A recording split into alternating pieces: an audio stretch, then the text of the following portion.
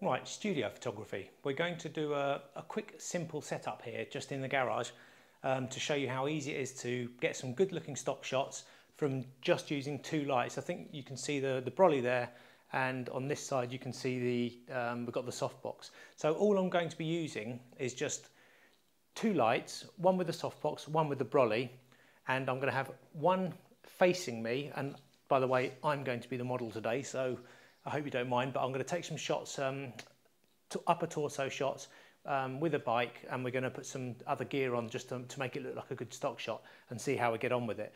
But all we're using is one big softbox in front of me, one brolly behind me, which is lighting me. Now these lights are Bowen's 500 watt studio lights. So they've got modelling lights, which you can see here, and then they've got the strobes that fire, which will be fired by the camera. I'll show you that in a second. But I've got both lights on full power, and I've already done some tests to see what sort of readings we're getting, and I've set the camera to 50 ISO and 200th of a second. I'm trying to go a bit of a fast shutter speed to completely kill the black background, and I've set an aperture of f10 because I want good depth of field throughout the image.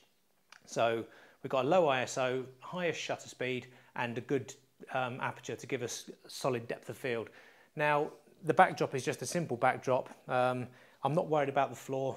We're just going to move that right back because we're only covering this kind of area here. So everything else doesn't matter. Doesn't matter what the state of the whole room looks like. And I think you can see on here, I've got rather a crude setup where I'm blacking out or just blocking out the window here. I don't care if there's any ambient light coming in because all we're concentrating on is the shot over there. But really, this is just to stop any reflections, because I'm going to put some sunglasses on. So this is to stop any reflections from that bright window.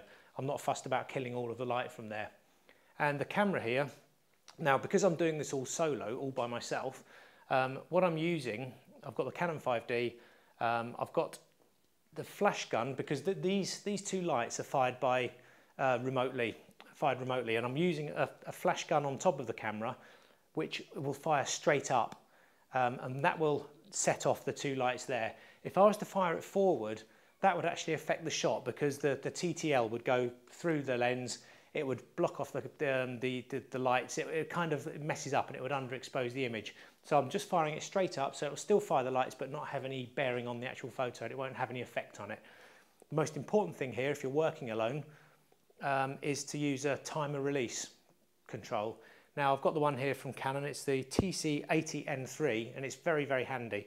And I've got it set to take one shot approximately every 1 second, or every couple of seconds, and I've got it set to take 10 frames.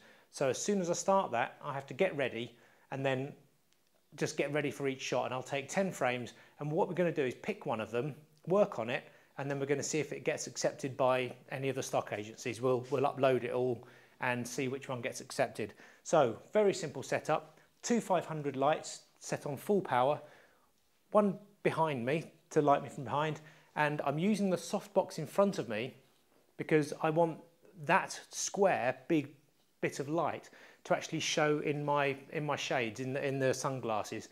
It's quite a nice effect when you see it. So very simple, two lights, one backdrop, and a camera with a timer release, just in a simple garage. Now what I'm going to do now is just get ready. So if I put some gear on and get the bikes all ready, it's just going to be a very simple shot of me carrying a bike. So here go the shades. What do you think? And we're just going to put some gloves on here. Or actually, first of all, I'm going to put my earphones in from an iPod. Other makes are available. Here we go. Let's just get those unravelled. This is all just for effect. It's all just for a stock photo. I'm just showing you how to set it up and what this kind of image looks like. I'm not playing any music so I can hear what's going on. Put the gloves on, like so. These are actually weight training gloves, but they look good for a bike as well. And then we've got the bike as well. So, pretty much ready to go. I'm not bothered about my jeans, not bothered about my trousers. It's just the top half that I want to get in here, so we can crop the rest out. And I'm not really that fussed about anything else. It's just the black backdrop, me and the bike. So let's get the timer release. It's all set up, ready to go. The flash is on. We're on 200th of a second, like I said, f10. So one shot will probably go off quickly here, but there we go, it has done. So we've got a couple of seconds. I know this isn't going to work. There we go, there's one. Let's just do a shot like this. I'm carrying the bike. There we go, that's one. Let's do another one. I'm such a poser, it's great. And let's do another one like that, make sure I get it right. And let's do one standing by the bike. And that'll do for now. I'm just going to let that fire away while I put this all away. Photo of a black screen there. And there we go. So what we're going to do now is take these out, have a look at them on the computer, and then we're going to actually upload it to a stock agency to see if they get accepted or see if one of them gets accepted. If it does, that just shows you how simple it is to actually set up a very simple studio setup with easy lighting, with just 2 lights and just a backdrop and a garage. And what we're going to do later on, use the same setup to actually do a whole load more stock photos, because if it gets accepted, great stuff. We've got good quality at low ISO, and basically we'll just load those into the computer now to see how we get on. And here is my favourite shot from those ones that I've just taken, and I must admit I'm quite pleased with it. The exposures come out really well, the lighting looks fantastic, and all I've had to do so far is just to reduce the back to completely black, and it didn't take long. It was just a matter of sorting out the levels and curves, bit of contrast adjustment, but other than that I really haven't done a lot to the image other than crop it slightly.